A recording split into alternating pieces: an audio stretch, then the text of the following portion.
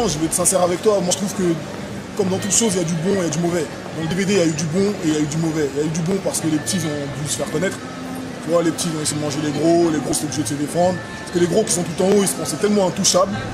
J'ai peur de répondre à cette question parce qu'on a le droit, il y a beaucoup de garçons qui disent toutes les femmes c'est les mêmes, il y a beaucoup de femmes qui disent tous les hommes c'est les mêmes, mais en fait non, tout le monde est un peu différent. Donc en vrai.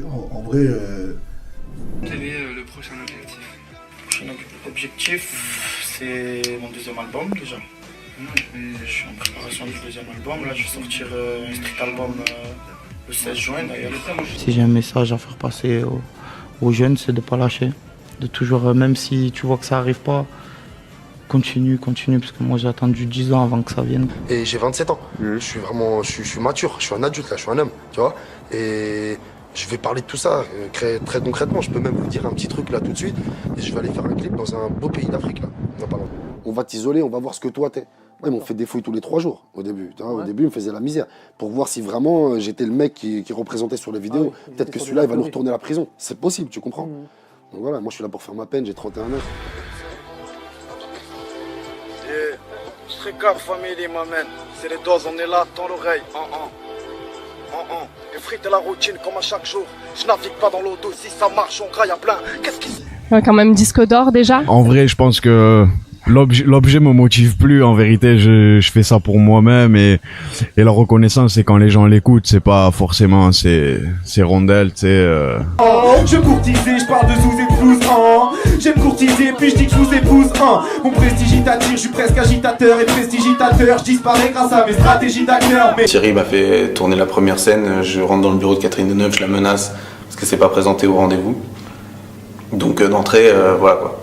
Violence, menace, Catherine Deneuve. Sopra, bonsoir, ça va? Salut, ça va, bien, ça va, nickel, tranquille, ça fait impeccable. plaisir de te retrouver. Ah, moi ici aussi. à Toulouse, donc t'es venu il y a quelques mois, ouais. Du sud justement, on me disait. Ouais. Déjà il y avait un petit peu de monde, on avait bien kiffé. Ah, il y avait une bonne ambiance. Donc, les groupes qui cartonnent, PNL, dans tout l'album, il n'y a pas une fois où il rappe.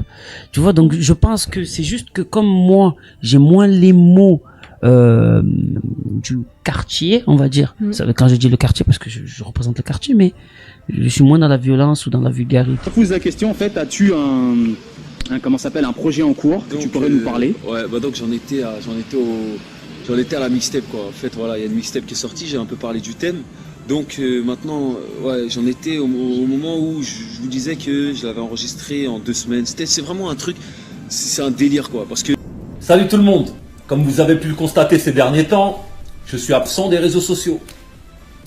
Mais ça n'empêche pas mes fans de m'envoyer tout plein de messages depuis des mois. Et il y a un truc qui revient tout le temps. La fouine, Booba t'a clashé.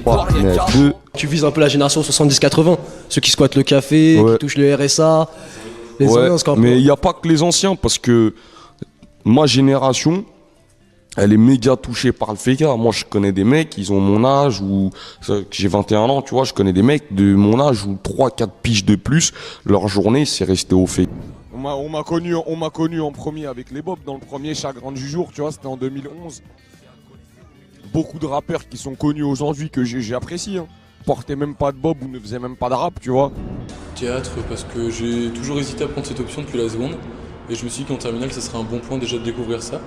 Et en plus, ça rajoute des points au bac, donc c'est tout bénéfice.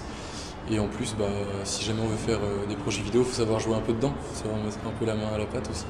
Déjà, il y a une incompréhension totale, c'est que les gens pourraient faire du sale et tout, c'est les trucs dégueulasses et tout, tu vois. Alors que c'est pas ça, en secret, tu fais du sale. C'est que tu veux faire un truc, t'as une idée sur le moment, tu le fais direct, tu vois. Genre en mode rock'n'roll, t'arrives en concert, t'éclates un truc, tu vois. C'est comme là, je sais pas, tu vois, je suis Al. Je sais pas, tu vois, je prends pas les couilles un peu. Ça prend le truc. S'il faut éclater des trucs, moi-même, je prends le truc. Dans le rap, j'essaie d'être un personnage, entre parenthèses, quoi. Avoir mon flow, mon style, et puis voilà, dire ce que beaucoup de gens pensent tout bas et le dire à ma manière et pas avoir peur de le dire, voilà. Ce que j'apporte, c'est voilà, ma vision des choses.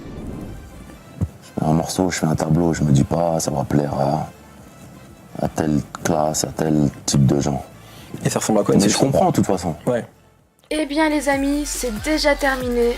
J'espère que cette vidéo vous a plu. Si c'est le cas, dites-le moi en commentaire et lâchez un max de pouces bleus. Parce que à 100 likes, je ferai une deuxième partie.